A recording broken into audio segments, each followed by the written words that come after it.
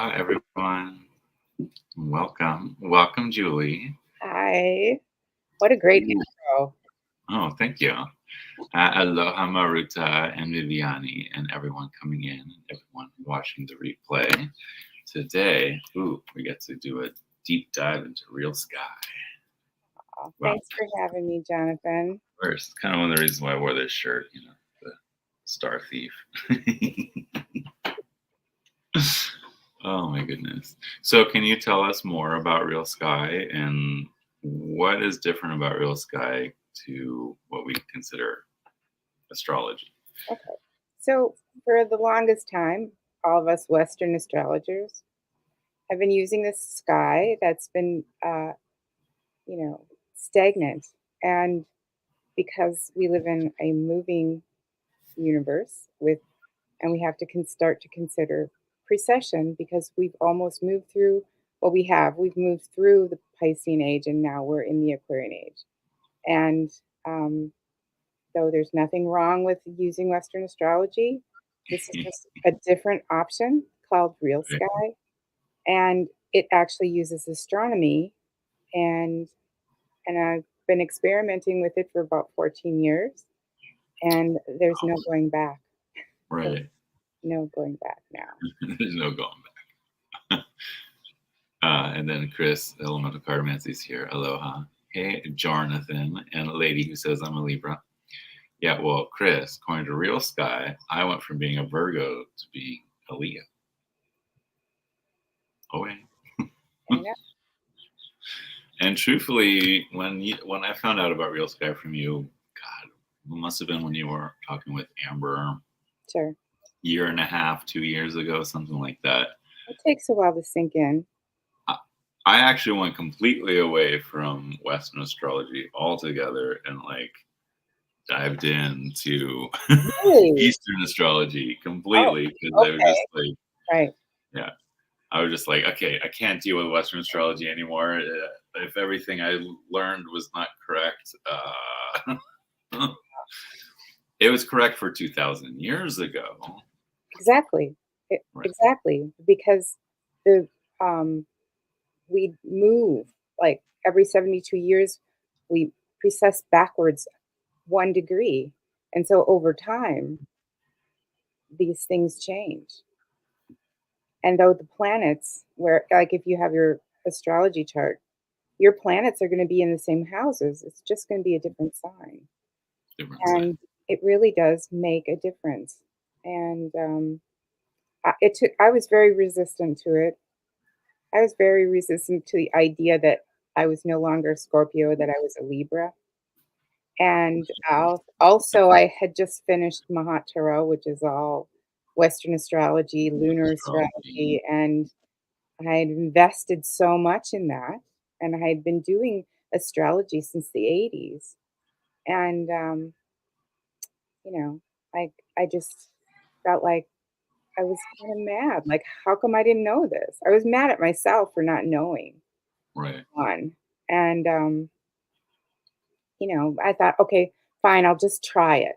I'll just experiment with it. If it doesn't work, I can throw it out, right? And then I started seeing more things as I looked at it and as I looked at the signs and watched them precess. And I sort of I looked at these symbols and I could see all these Egyptian gods in the symbols. And I was forever changed. And I thought, okay, I'm gonna do something with this. And Journey into Egypt was born. But then I really still felt like I needed to do an astrology book, and I didn't really know where to begin because I don't feel like my forte is writing. But then, in the midst of doing a 2020 day planner in the summer of 2019, I suddenly decided I didn't want to do a day planner for 2020, that I would do a tarot deck based on astrology, based on Real Sky Astrology, and just make it all astrology. And that was a really good decision because 2020 did not need a day planner. There was no day planning. Like, oh, what a mistake that would have been to stick with my guns and do a day planner for 2020. Well, your instincts were right on, right? Whatever I was tapped into, like, don't do this. Your lovely husband is outside listening while laying bricks. Aloha, Peter. Yeah, he's out working. So let me do this. So, what are we going to talk about today, Jonathan? What do you want to talk about? There we go. Ah, so unfortunately, I'm having technical difficulties. My camera won't let me turn sideways for some reason, so I only get portrait mode here instead of the landscape. We're gonna have to, It seems okay, though. yeah. So at least everything's still visible. Yeah. So, okay. Can I just say this scarf is amazing, Oh, thank you. gorgeous. I love the colors. Yeah, I like doing tie-dye every once in a while. So one of my things that I need to do, like if I'm doing a lot of paintings, then I need to switch up after I'm done to do something tactile, whether it's, something with sewing or something with knitting or something with dyeing something. I change it up. Oh, Peter, that's interesting. What do So Peter says that you were very adamant about him retiring before the pandemic happened. Yeah, I was. I didn't understand I wanted him to retire in 2018, but he was not ready. And I was like, "You've got to get out of there." And it just seemed really, like, urgent that he get out of there. While we have Peter here, I don't know if you can see the screen, Peter, but I've added a sticker to the Play My Box for the Anima Mundi. It's funny, I have like all these books of stickers and piles of stickers, and somehow these two came from the same book on the same page. Oh, that's good. Perfect. I like that Masonic kind of. And then this one is for the Real Sky. That's really cool. Remeasure. Fun. Measuring the sky, right? Is It that just seems a line appropriate. on top, or is that something else? Hmm? What is that animal on top? Above the sun. Above the sun. Is that an animal? Oh, no, it's a leaf. It It's, almost looks like it was a lion or I think it's like a leaf. it's a leaf. Oh, no, it's a feather. What I see. Yeah, it's a feather. Okay, it's a feather. Well, part of the reason why I picked this sticker is because it does have the astrological signs. like, Yeah, around that's cool. the edge. Yeah. It just seemed appropriate. Yeah. So we will get to the deck in a minute. Let's look at the book. Okay, can I just say thank you for the spiral bound? Yeah, I like that for a workbook. If you're gonna have a workbook, it needs to be spiral bound. I'm sorry. Yeah. No, and thank you for the signature too. Oh, you're welcome. So we have quite a lot here, right? I mean, this is a workbook. This is like you're going to be working through everything, every part of your whole chart through this book. And is this book also tied to the tarot deck? It is. Yes, it is. Absolutely. Yeah. We have an introduction, the science behind it, the different houses. Yeah, I was still puzzling through the houses at that time, thinking that maybe, like, I wasn't sure what was shifting. And it was actually this section that Rochelle Dagley was looking at and doing a review of it. And she wanted more information on that. And that inspired me to start the Oracle deck that I'm working on now. Oh, And, wow. and at the time that I was writing this book, it seemed to me like the houses had shifted or the meanings of the houses had shifted. But really, it was just the signs that had shifted. And Right. yeah, and not the houses themselves. Like the meanings of the houses themselves do stay the same. Like the first house is body, physical body. The second house is money, Mhm. and third house is communication, fourth house, same all the way around. Right. Right. Okay. Yeah. And then we have, a way of converting your Western chart into the real sky. Yeah, because And for those who need the, at the time that I was doing this, there really wasn't any like places where you could go to get a real sky chart done. Mhm. I thought the best way to do it would be to convert your own.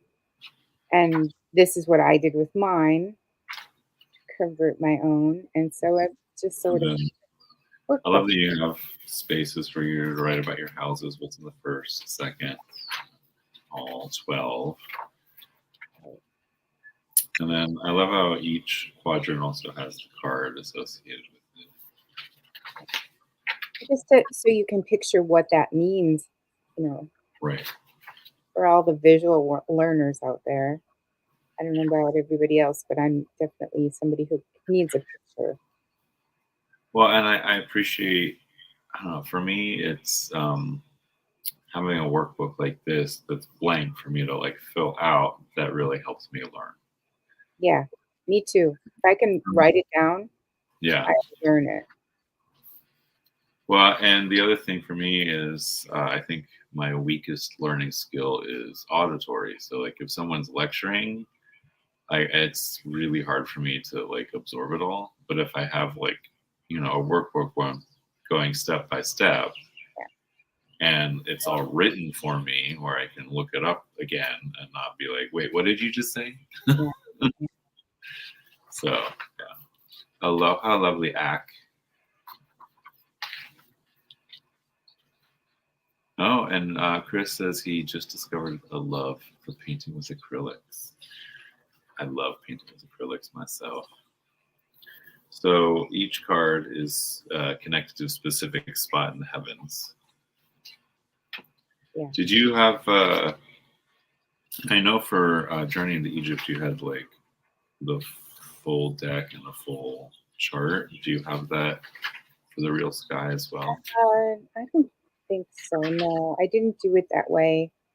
No. I didn't do a whole layout because it's Mhm. pretty self-explanatory where the cards go. Right. And because I'm working with angles, I'm working with oppositions, conjunctions, and squares Uh-huh. for the minors. So there isn't really a placement for that when you're dealing with each planet and what an opposition or a square would mean. Okay. We have a question here from Chris. Would you need to have a basic knowledge of Western astrology to follow this, or is this a beginner's guide? Um, I think it's so pretty it's self-explanatory as far as like it will tell you what that means. It's pretty basic. Um, Hmm. it will tell you what the houses are and what that means. It will tell you what the signs are and what that means. And it's going to be a new take on a lot of things. This is not your old astrology. Right. And Uh, I this thought, makes me want to get to the deck to look at the images. Oh, here we go. This is what I was looking for. yeah. And my glyphs, my symbols for the astrological signs Uh-huh. are all based on this ceiling that you're showing that This image. here. It's the Yep. ceiling at Dindira at the Temple of Hathor. There's a ceiling and it has a carving that was carved during the late period, Ptolemy period, and it has all the symbols. And the center of the Goes. wheel is the northern immortal stars, and then you see the zodiac moving out. Right. And then the edge ones, all the ones around the edge, those are the decans, the days Right. um, on the outside edge. So that was sort of a look at the sky. And what I did when I was working on the original painting for that I did back with Journey into Egypt, Hmm.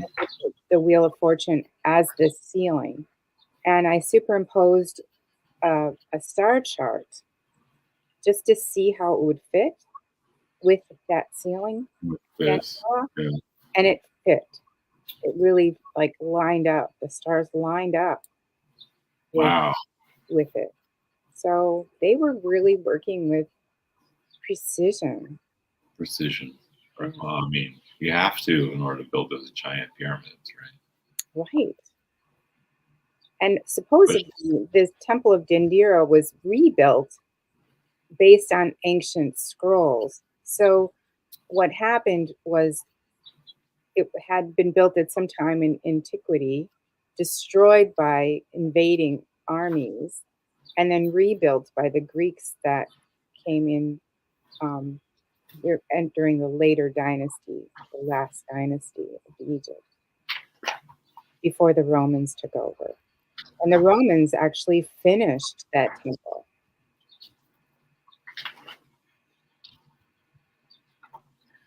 okay. This is an amazing book, amazing resource. Thank you. Too. We also have some amazing spreads back here too. I have lots of little activities to do. Um, Hmm. I have been sort of a fan of Saturn for a long time, and so it gives you an opportunity to use Saturn on a yearly basis rather than just for your Saturn return, because Saturn will create a pattern in your life all the time. You can go back and look where Saturn was um, 28 years ago today, or even 7 years, or even, the angles, like 14 years. It's very, very helpful in the patterns of your life to see what your theme is going to be, what you're working on, what are you working on. And the older I get, the more I see how important Saturn is and how it's, really a reflection of the patterns that happen, the big patterns of your life. Chris wants to know, in Real Sky, are the fixed, cardinal, and mutable still the same? Well, the thing is that they really technically shouldn't be, because the fixed signs are going to be in the middle of the season, and there's a different sign in the middle of the season now. So actually the placements of the fixed signs are, going to be Libra, what you would know as I think they're the cardinal signs, the Hmm. first signs that change the season, and the mutable signs will be something else too. Yeah. And do think that those, mutable cardinal and what is it? Mutable cardinal and fixed. Fixed. They're And, all going to be changing. They'll be in right. the same places, but because the sign changed, that changes too. And So I have not I think seen that was these. added later. I think that Not seen I the cards yet. This is my first time looking. is it your first time looking? Yeah, I haven't seen these cards yet. Only in the book. I wanted to save it.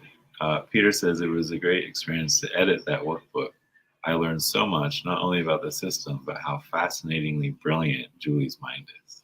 I'm still surprising him after all these years. He still surprises me after all these years. As it should be, right? Right. So we start with the world instead of ending with the world. It's interesting. Most of my decks start with the world. Start with the world. Yeah. How about that?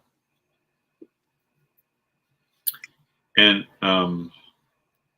the order of the deck is specifically to keep it in order of the Yeah. skies. To kind of help you with the workbook. I have it in the Right. order that would help you with the workbook. Okay. So it sort of goes with the pages of the workbook. So as you go I through, will not shuffle this at the end of showing yeah, I because mean, I don't want to start working in the workbook before I right. shuffle the deck. You could use it for a reading if you needed to, Right. but it's better. They're like helpful cards. Well, I feel like if I want to use Real Sky Astrology for reading, I'd be better for reaching. Be better journey looking at to the Egypt, stars. journey into Egypt, right? Right, right. Or you'd be better off using it as a template for whatever's happening in the heavens than, Right. yeah, Mhm. yeah, as an illustration. Oh, that's a good idea, actually. I Mm, like that. Third quadrant. So the quadrants are the aces, obviously, yeah, and then the sun. And of course, where are we without the sun? right. The sun was probably a Roman addition to astrology Yeah. because I don't know that the Egyptians were actually like looking to the sun for information astrologically. Beautiful. I love your paintings. This is actually the first digital deck that I ever did. And Yeah. what I did was I have lots and lots and lots of files of paintings, and I kind of used my paintings like clip art and would stretch them and draw in them and use a little use my mouse to draw with them. And Wow. so this is my first time ever like doing digital work. Doing digital on top of your own. Right, because when I was working on this, I was also babysitting for my grandchildren, and I really didn't wanna have the oil paint out and, then have to put it away and then bring it out again, and it just seemed like a really good way to do it since I So, had so many files. I have so many files of paintings from a lifetime of doing tarot decks and commission work, and, I mean, I got right, everything. So when you I have had, what do I need? I need a pyramid. This painting has a pyramid. Okay, go to this painting, take a little piece out, throw it into the background. Yeah, because I've become quite proficient at Photoshop. elder is the equivalent of king, right? Yes. Oh, the gorgeous image here. Beautiful.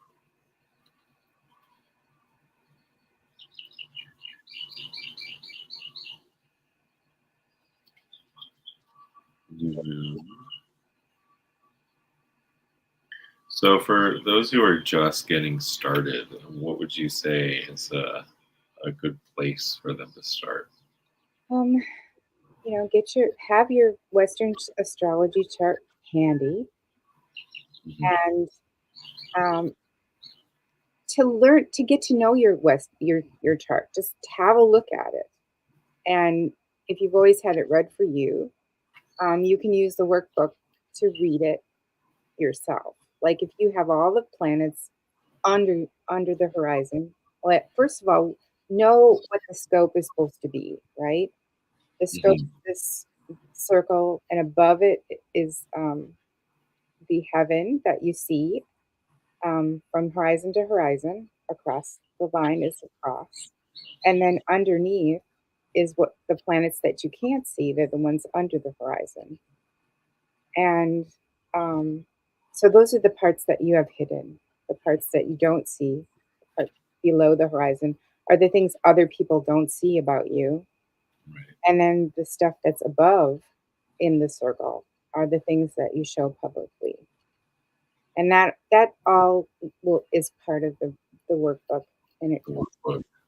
And if you have all of your planets on the left side, those are all things that you have control of. And if you have all the planets on the right side, those are the things that just happen to you.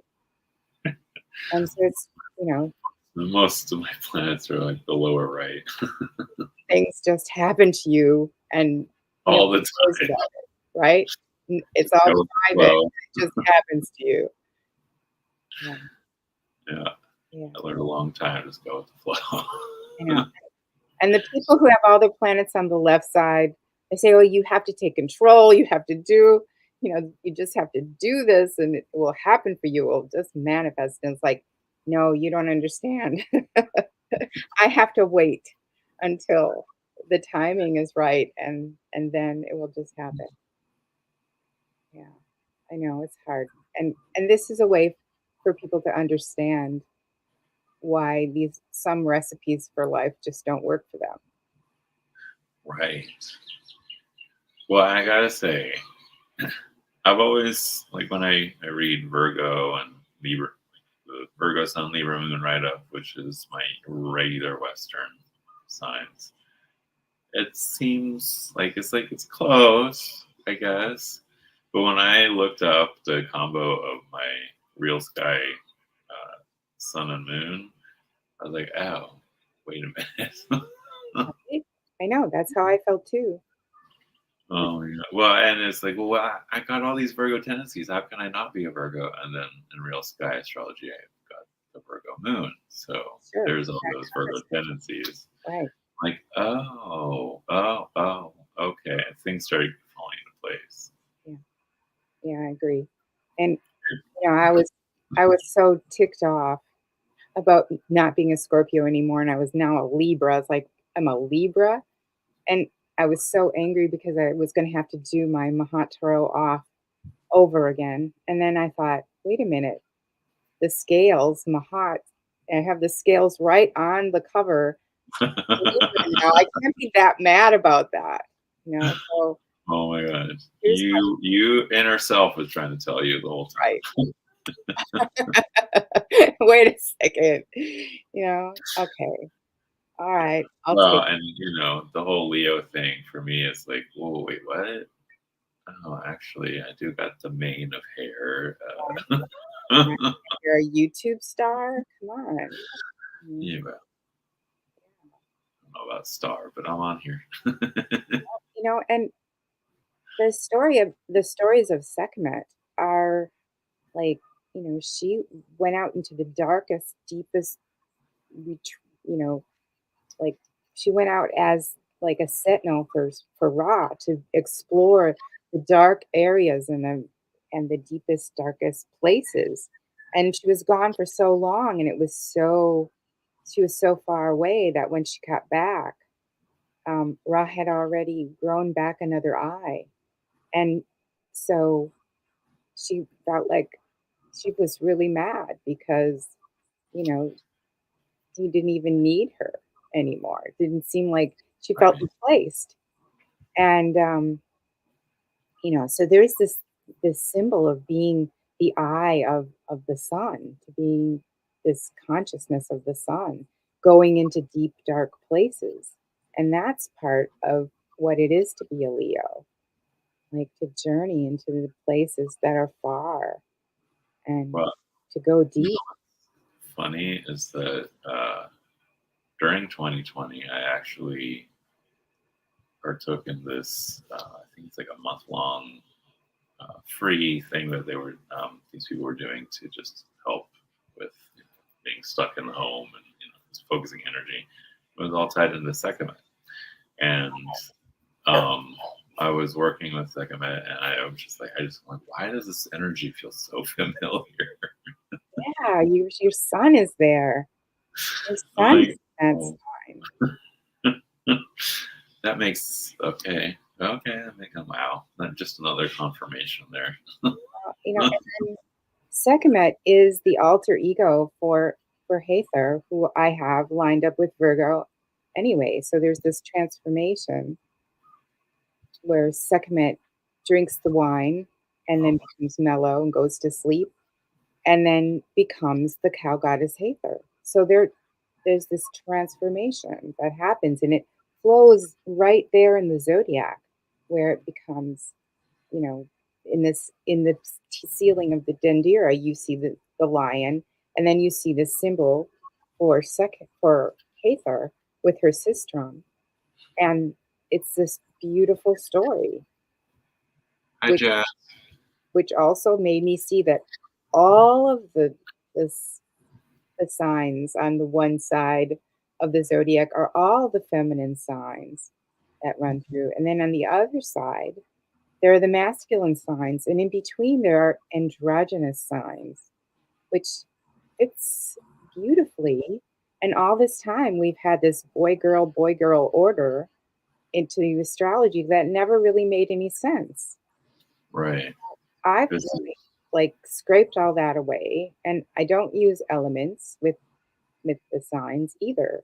I just use the mythologies for the symbols that I see, and nobody does that, but, nobody. you know, I'm breaking all the rules. Why not? Mhm.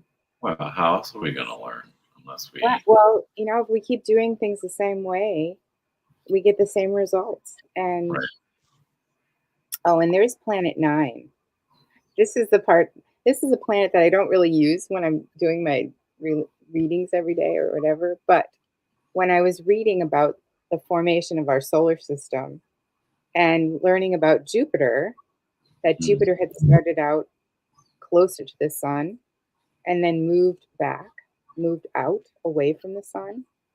And in doing so, it ejected a ninth planet out of our solar system, and it's still out there somewhere. And it oh, was wow. Saturn that helped rein um, Jupiter in to keep it from going out further or moving in closer. So the Saturn and Jupiter kind of keep each other in balance in the solar system. And in the meantime, Planet 9 is lost out there somewhere. And, you know, it's sort of interesting that there's another planet that's supposed to be in our solar system or is still a part of our solar system, but we can't see it. We don't know where she is. I think it's a she. I don't know. Out She there somewhere. right, she's out there somewhere. Makes me think of Lilith, truthfully. Me too. That's exactly what I thought. Although there's a Lilith moon out there, um, Right. I think this planet is really the real Lilith. That was that was exactly what popped into my head. It was like, I oh, know, that's me not too. real. Actually, that's why I painted her the way I did. I feel like Yeah. that's who she is. Like, and that would leave us, And like, feeling like something's missing. there we go. Yeah. Who is she? Where is she? In the background, you can see Saturn and Jupiter, the Sun, and all the planets. Where are you?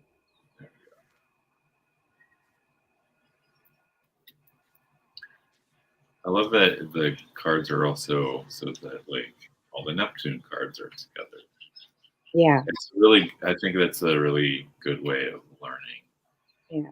I kind of went with the numbering based on the patterns that the orbits make.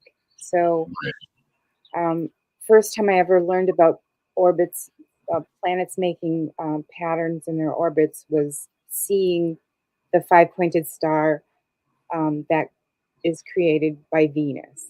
And then I thought, well, there's probably, you know, patterns for all the planets. So I went researching and looking, and I found that yes, indeed, all planets make a pattern. Their own pattern. Yeah. And there's a number that's associated with that pattern. And it also helped me kind of get my meanings for the different planets, which are different from what we are used to. Like Mars has got this seven pointed um, pattern in its orbit, which the seven pointed star is a star of the Fae, and Mars being the first planet outside of our orbit. Appropriate that Venus is the one that pops out to show Yeah. that. Oh, hello, Venus. Thanks for showing up. Right. And the symbols for Venus are the rose and the apple and all of the things that have a center that's five pointed, has the five pointed star. And it's just very interesting to me that I think they knew that there was this pattern in the orbit that created this pattern. And I think it has to do with um, the lining up of the sun and Venus. Every time it disappears into the sun and comes back, it's like it's another point of the star. Hi, Pamela. And Mars has got this 7-pointed star. So I made him more like the other, whether it's the other outside your social circle, Mhm. or whether it's the other as in other world being, or fae, or something outside your normal realm. There's Saturn. There's Saturn. Yeah, I gave Saturn 8, the number 8, because Mhm. Saturn is very much like the moon, because we have this pattern of 28 to 30 years, like 28 years, like a 28 and a quarter days for the moon. We have 28 and a quarter years for Saturn to return to the place it was originally. Yep. And because the moon is 4, because it has quarters, and it's often associated with the number 4, I just doubled it, made Saturn 8 as a higher octave. How did you pick the signs for the card, like Pisces for judgment? Pisces is this very interesting mythology, this very interesting story. Um, Pisces is the fish, right? So in Mhm. ancient Egypt, the baboon associated with Thoth, one of his animals, was the guardian of the door to the Duat. He's the guardian to the door, and he's a magician. And baboons. The reason he's the guardian to the doorway, because this doorway, the portal to the other world, was always the sunrise and the sunset. Well, in Mhm. ancient Egypt, the baboons would come out to fish at sunrise and sunset. And so they were automatically the guardians of sunrise and sunset, the doorways to the Duat. And so in the ceiling of Dendera, you can see um, the fish being held by a baboon, and then is behind them is an initiate, like someone ready to cross into the Duat, whether it's a dead person being judged at the judgment of the soul, or whether it's the pharaoh who's going to journey through the Duat for a ritual or whatever. The magician Thoth guards that door, and this is the age that we've been in. We've been in this Piscean age. So all of the magical secrets and um, all of the doorways to the other world have been guarded by priests, by secret societies, by Mhm. special people who you have to, if you want to get through that door, then the first beings that you meet at the door of the Jawat is the baboon. And in the Egyptian lore, it's like you have to prove to these baboons that you too are a fisherman. And you have to name all the parts of the net which have God and goddess names in order to pass through that door and get to the next world. And that is essentially the mythology behind the age of Pisces and the the sign of Pisces. And connecting Pisces to judgment. Yeah, to the judgment, because it's the Thoth has got the ibis head, and he's also the form of the baboon. Right. It's two forms, and he's a magician. Um, so So Aries is usually connected to the Emperor in most tarot, but here we have it connected to the here I Hanged. have as the hanged man, because Aries, and that behind there is a spirit door, and Aries is the sun that's invisible. He's the invisible god. He's the prototype for all of the invisible gods that came during the age of Aries. Um, Uh-huh. he's the ram-headed god. He's Ra. He's also the sun, but he's Amen Ra, which is the hidden sun. Mhm. So when when it's nighttime, where's the sun? Where is Ra? It's in the Duat. So this Right. is who Amun Ra is. He's the invisible. He's the invisible God. Okay. So I have him sort of How much the door. Egyptian knowledge would you say is needed to really get into Real Sky? Well, I've written pretty much about each one of the myths that go with Go with science. right? And actually, I've just learned, more about Taurus. I've learned more about the Avis bull that I didn't know before. And I always just thought it was Osiris. But the Avis bull, when it was alive, was connected to Ta. And Ta is the craftsman god, the god of crafts, arts and crafts, and creating things. And when the bull dies, that's when he's associated with the bull. But it's also the bull and the bee are connected to each other. And there's mythologies about bulls and bees where when the bull is executed and the blood of the bull is poured out, um, bees will swarm at the blood. And the ancient people saw those bees as being the soul of Osiris, and that the buzz of the bees was the voice of Osiris. And then what you see is this symbol of this superorganism that Mhm. has a queen and all of its workers, which are all women and drones. And it's this superorganism that works together. So, in the face of the death of the pharaoh becoming Osiris, then the people and the queen work together and become the superorganism. So there's this, Amazing. yeah. And you can see the superorganism in the building of pyramids and this Mhm. superorganism in the building of things and working together as a group. And maybe this is why Egypt lasted so long. During the age of Taurus is when the pyramids were built. So when the sign of Taurus was at the horizon at the equinox, this was the 2,000 years in which all of the major things were built in Egypt. And it Oh was my a gosh, remarkable you point. are so full of knowledge.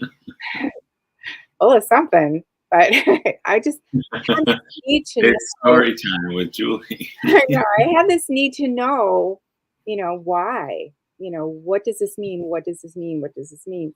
Because as a painter, I like to put things in my paintings that mean something. So I became obsessed with symbolism. And Right. of course, Egypt is my favorite. Like I feel connected to Egypt. I feel Egypt is like home for me. So tell me, Orion is connected to Osiris, right? Right. Orion is this constellation just below the ecliptic, just below Taurus. And every once in a while, the moon will go under and cross into Orion. So it's almost like it needs to be a constellation in its own right. But it's even though it's not on the ecliptic, it is below. So it's in the underworld. It's in the below the ecliptic.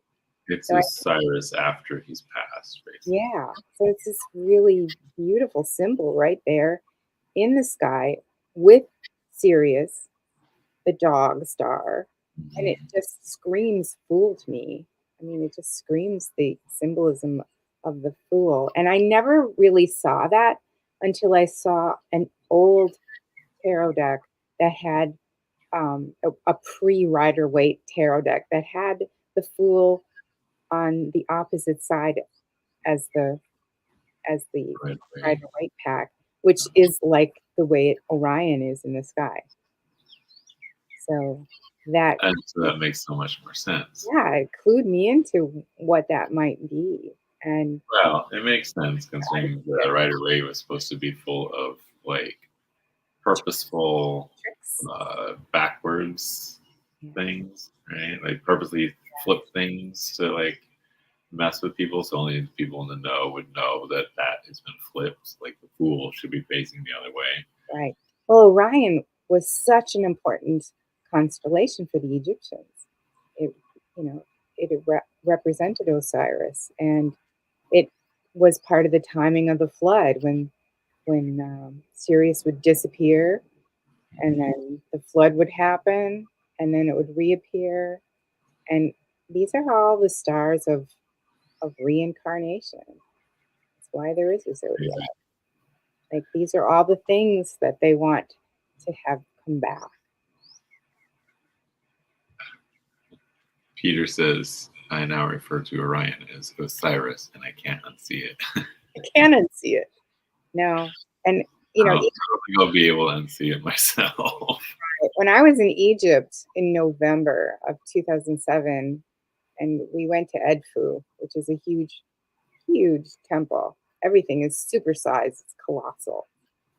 There was Orion in the east, rising up in the east, right over the wall of Edfu, and it was just so impressive to have that big constellation sitting there in the sky.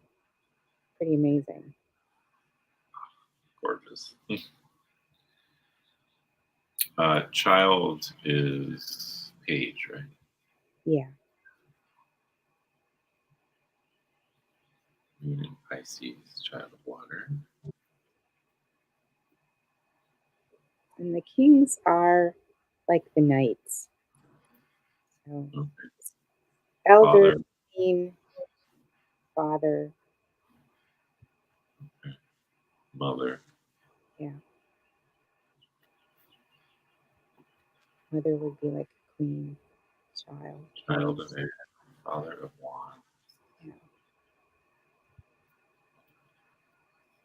Oh, gorgeous.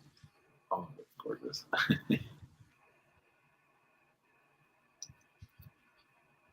So, tell us about why you picked the titles you did for the court cards.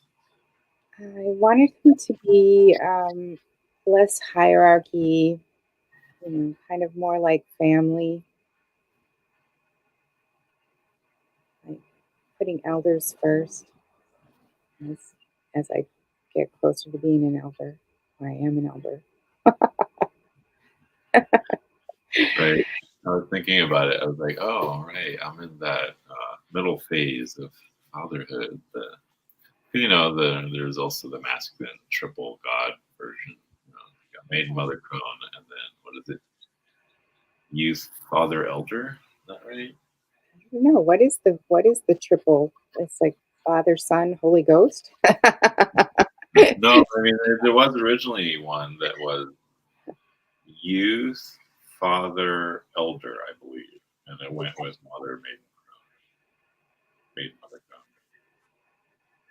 crone, and elder work together, mother and father, and then Father, Mother. Yeah. maiden and youth. So I mean, it kind of makes sense, Yeah, that makes sense. It totally does. It's all like phases of life. right? That's all they are, really. That's all it is. Yeah. And then we have some bonus cards. The bonus cards. Yeah, those help you with the below the horizon. That's the below the horizon card. Horizon card. And it's just a reminder about what you keep private, what's public. Oh, that's funny. Because then if all my stuff is in the lower right corner, everything's below the horizon. Private.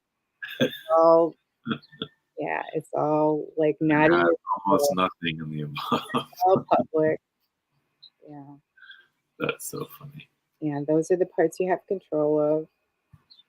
And the other part is the parts of I love that you have the cards to help break it down too, because then you also could have the card with you, the cards, while you're working through the workbook. That's So you don't right. have to keep flipping back to that page. Right. It's kind Have of a the marker. You could just use it as a marker. And your little bio card. Yay. This will be perfect for a bookmarking. There you go. It's your card. Amazing. Thank you, Julie. I'm so looking forward to finally playing with the deck and book together. I wanted to not, unbox it until after I've been able to like have you join me, or kind of like open it up for people. Yeah. Um, so yeah, I have Julie's links in the description. Peter says that king equals elder for him. Okay. I Yeah. could see that. That's right. So it's child, Child, father, child, mother, father, father, mother, elder. elder. Okay, so father would be equivalent of knight. To the night. Yeah. Okay. Yeah. Yeah. And Peter says that Cyrus is my constant companion during the autumn hunting season. He's He's so the significant. hunter, right? He's the hunter, right? He's supposed to be the hunter,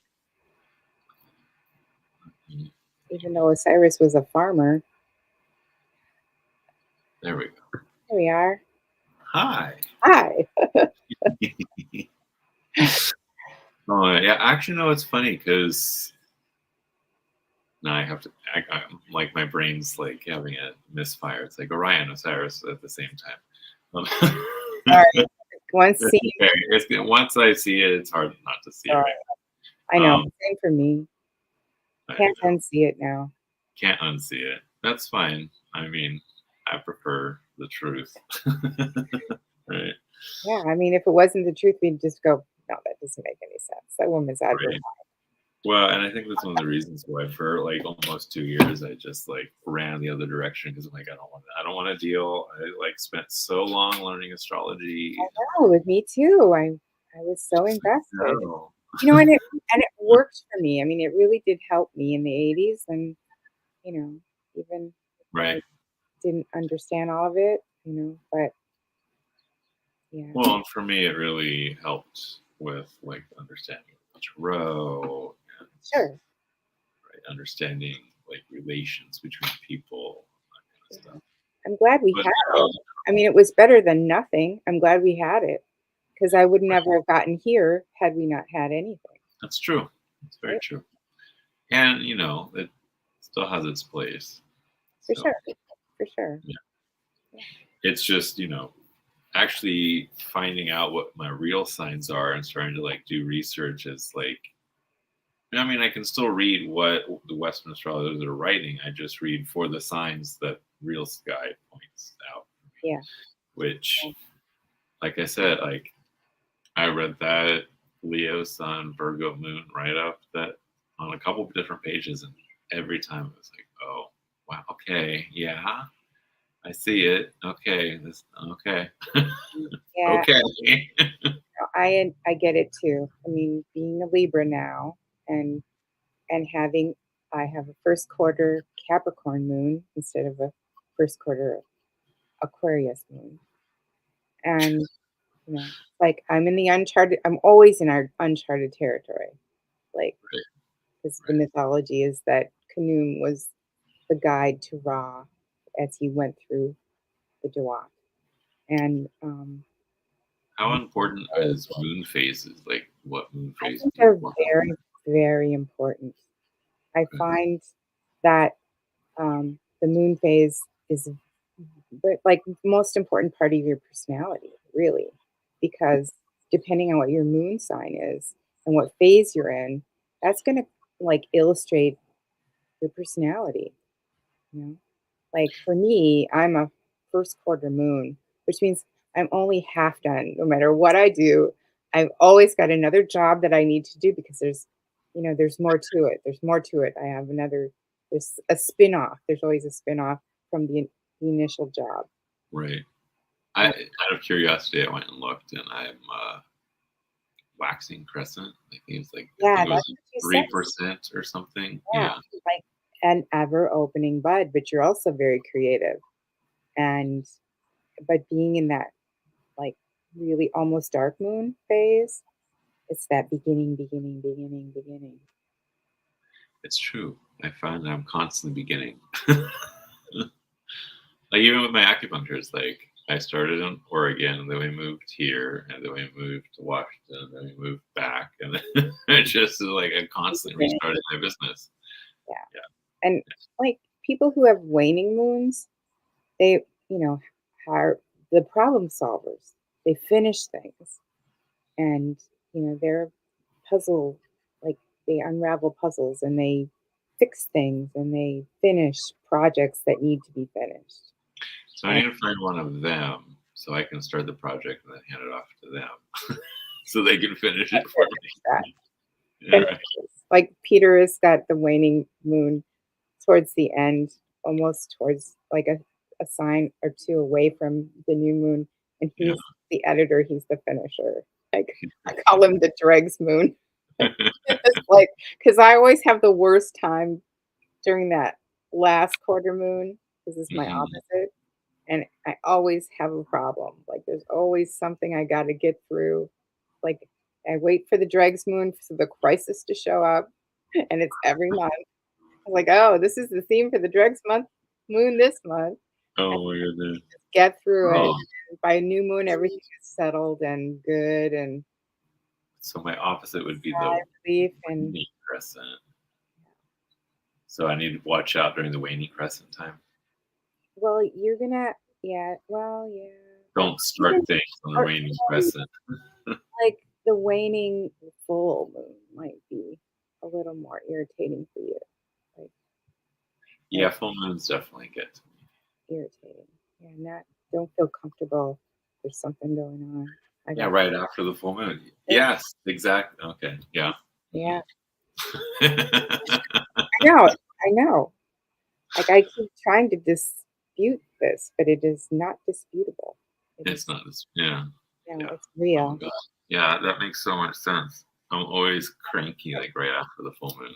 Yeah, so expect that that is going to be a time where you need extra rest and extra help, and just expect it to be a little frustrating, and you just have to get through it. Do what you can do, and as a person, my chart has got like a lot of squares. I've got a grand cross in my chart.